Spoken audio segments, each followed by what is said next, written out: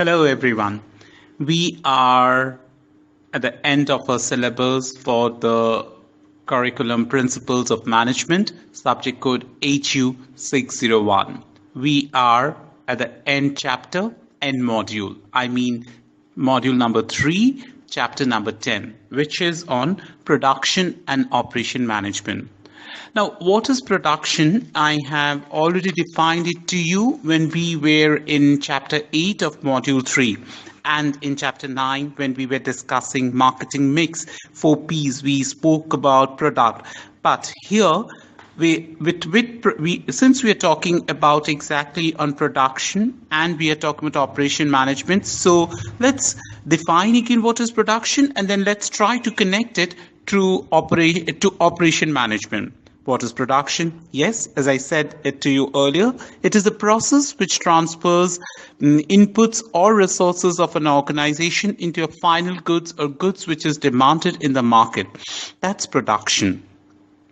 And production creates a first product, the first P, I mean the product. Now, what is operation management then?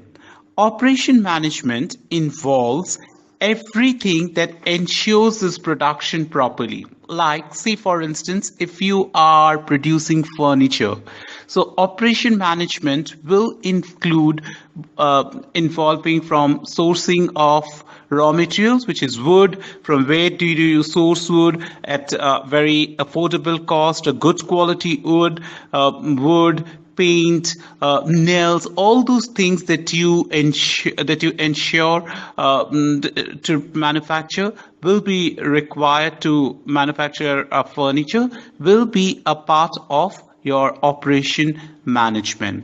So if production is converting inputs into our desired output, then sourcing these inputs and finally converting into output is operation management. Now, if we have to connect it to the marketing mix, I mean the third P place, then production and operation management can be connected to place in such a way like if we were giving this example of furniture manufacturing, so if it starts from raw material supply, the furniture is manufactured, that's where operation management ends.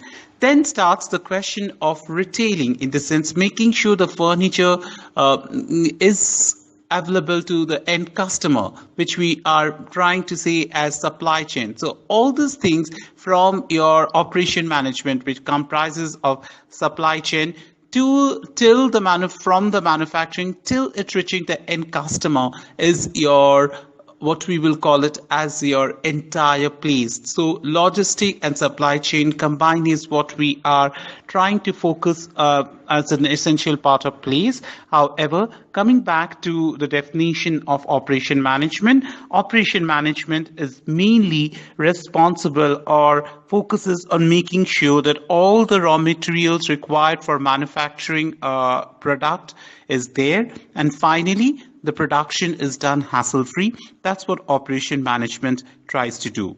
So what is the objective of operation management? As the definition says, the primary objective is to employ the company's resources to produce goods and services fit for the market. I repeat, the primary objective of operation management is to employ the company's resources to produce goods and services fit for the market. However, there are secondary objectives also. It's like making sure we can source raw materials at a very economical cost, but of course not compromising with the quality. And that's where we can talk about the level of operation management.